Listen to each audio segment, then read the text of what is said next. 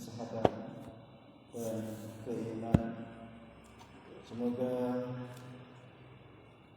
kita mampu mengisinya dengan ketaatan kepada Allah Subhanahu wa taala. Salawat dan salam semoga tercurahkan kepada Rasulullah SAW, para keluarganya, kepada para sahabatnya, dan kepada para pengikutnya sampai akhir zaman. Hadirin jemaah sekalian yang dimuliakan Allah Subhanahu wa taala, kita ingin melanjutkan kajian yang telah kita bahas kemarin, yaitu tentang memilih pegawai. Ini kemarin telah kita bahas saat kajian dan belum tuntas. Dalam ayat yang disebutkan dalam surat Yusuf, Allah Subhanahu wa taala menjelaskan tentang Nabi Yusuf. Dan tatkala dia cukup dewasa, kami berikan kepadanya hikmah dan ilmu. Demikianlah kami memberikan pahala kepada orang-orang yang berbuat baik. Quran surat Yusuf ayat 22. Dan pernyataan penguasa Mesir kepada Yusuf, dalam firman Allah, sesungguhnya engkau mulai hari ini menjadi seorang yang berkedudukan tinggi, lagi dipercaya di sisi kami. Quran surat Yusuf ayat 54. Ketika Yusuf menawarkan diri untuk menjadi bendahara negara, ia menjelaskan tentang dirinya, jadikanlah aku bendaharawan negara Mesir. Sesungguhnya aku adalah orang yang pandai menjaga, lagi berpengetahuan.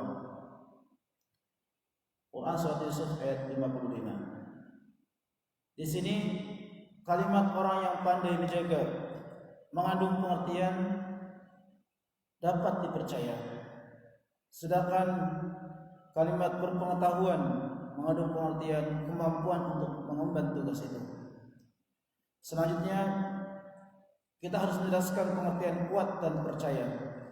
Apa yang dimaksud dengan kuat? Yang dimaksud dengan kuat di sini adalah mampu menjalankan tugas yang dibebankan. Kekuatan seorang kuli untuk mengangkut barang-barang, membawanya ke sana kemari, dan melindunginya dari jarahan orang terletak pada kekuatan fisiknya. Sehingga kriteria seorang kuli haruslah orang yang berbadan kuat. Kekuatan seorang ilmuwan terletak dalam kekuatan hafalannya, kecerdasannya memahami sesuatu, kekuatan nalarnya, ketepatan menilai dan menyimpulkan. Kekuatan seorang dokter terletak pada kekuatan mendiagnosa penyakit dan merekomendasikan obat yang tepat. Kekuatan seorang pengajar terletak pada keberhasilan mengajar anak didiknya dan kemampuannya menyampaikan materi pelajaran.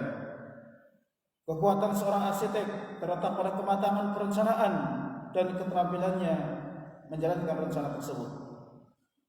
Kekuatan seorang petani terletak pada kekuatan fisiknya, keluasan wawasannya tentang teknik pertanian dan pengolahan tanah.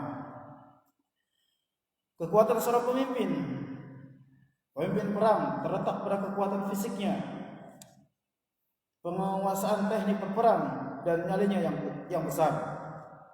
Setiap pengrajin menyimpan kemampuan teknis dan keterampilannya membuat kerajinan. Ibnu Mas'ud adalah seorang yang secara fisik adalah lemah, tapi ia adalah salah satu sahabat yang paling pandai dalam bidang tafsir Al-Quran. Khalid bin Walid adalah pedang Allah yang dihunuskan kepada kaum musyrikin, sehingga ia jarang sekali meriwayatkan hadis. Abu Dzar Al-Ghifari adalah seorang yang selalu berani berkata benar.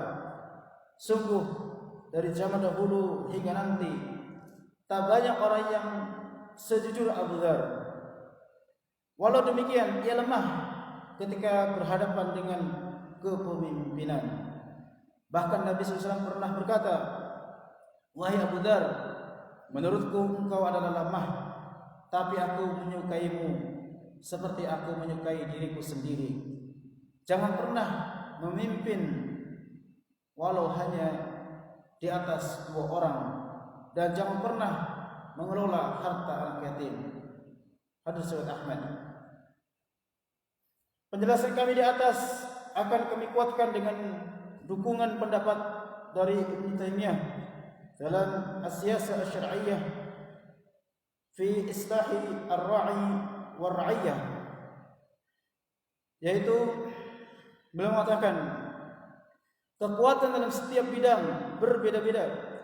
Kekuatan dalam memimpin sebuah pertempuran mengacu kepada keberanian, kemahiran teknik berperang dan tipuan, karena perang adalah tipuan. Dalam firman Allah yang artinya, "Dan siapkanlah untuk menghadapi mereka kekuatan apa saja yang kalian sanggup dari kuda dan dari kuda yang tambat untuk berperang." Quran surah Al-Anfal ayat 60. Pesan Nabi SAW, belajarlah memanah dan menunggang kuda. Belajar memanah lebih aku sukai daripada belajar menunggang kuda. Barang siapa telah belajar memanah kemudian melupakannya, maka ia telah tidak termasuk dari golongan kami. Hadis riwayat Muslim. Kekuatan mengatur masyarakat mengacu kepada pemahaman tentang prinsip keadilan seperti yang telah diajarkan dalam Al-Quran dan Sunnah, dan kemampuan untuk menjalankan keputusan yang telah dibuat.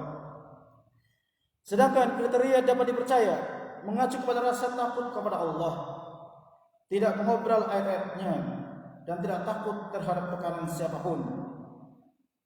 Ketiga kriteria ini yang Allah telah wajibkan untuk orang yang memimpin masyarakat dalam firman Allah yang artinya, "Karena itu jangan kalian takut kepada manusia, tetapi takutlah kepadaku.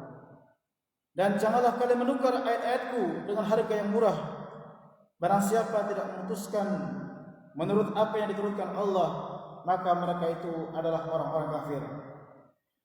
Quran surah Al-Maidah ayat 44. Nabi juga pernah mengatakan, hakim itu ada 3 macam. 2 orang berada di neraka dan seorang hakim berada di surga. Orang yang tahu akan kebenaran tapi memutuskan hukum yang sebaliknya, maka orang ini akan masuk ke neraka. Orang yang memberikan keputusan hukum asal-asalan, maka orang ini juga masuk dalam neraka. Dan orang yang tahu akan kebenaran dan memutuskan hukum berdasarkan kebenaran itu, maka orang ini akan masuk surga. Hadis riwayat Ashab Sunan. Hakim di sini adalah orang yang memutuskan perkara di antara 2 orang. Orang yang tersebut seorang khalifah, seorang penguasa, seorang menteri, bertanggung jawab dan juga penanggung jawab, menempatkan amanah. Ini adalah orang yang dikatakan sebagai hakim dalam istilah syar'i. Orang yang mampu memutuskan dari keputusan-keputusan yang bisa dia keluarkan, baik itu khalifah, penguasa, menteri, ya, ataupun orang yang mendapatkan mandat. Ini pendapat yang paling kuat. Imam Syekhul Islam Ibnu Taimiyah mengatakan, bersatunya kekuatan dan keimanan dalam diri seorang sangat sedikit sekali. Oleh karena itu Umar bin Khattab radhiyallahu anhu pernah berkata, "Ya Allah, aku mengadu kepadamu tentang kekuatan orang-orang kecil dan tentang kelemahan orang-orang yang terpercaya. Yang harus dilakukan adalah menempatkan seseorang sesuai dengan kemampuannya. Jika ada 2 orang, yang satu dapat dipercaya dan yang lainnya punya kekuatan, maka pilihlah yang paling dibutuhkan orang sesuai dengan tempatnya, sehingga dapat terhindar dari bahaya." Jadi dipilih yang kuat, ya, dipilih yang memiliki kekuatan atas sudah kebutuhannya. Dalam masalah pengaturan perang misalnya, yang dipilih haruslah orang yang kuat dan bernyali besar, meski yang bersangkutan tidak taat. Hadirin jemaah sekalian yang dirahmati Allah Subhanahu wa taala, ini yang bisa kita bahas untuk kesempatan ini. Mudah-mudahan ini menjadi tambah hazanah ilmiah buat kita sekalian untuk semakin memahami beberapa hal yang berkaitan dengan kepemimpinan. Wallahu taala alam. Terima kasih sebelumnya. Wal afu minkum. Subhanakallahumma wa bihamdika asyhadu an la ilaha illa anta astaghfiruka wa atubu ilaik. Assalamualaikum warahmatullahi wabarakatuh.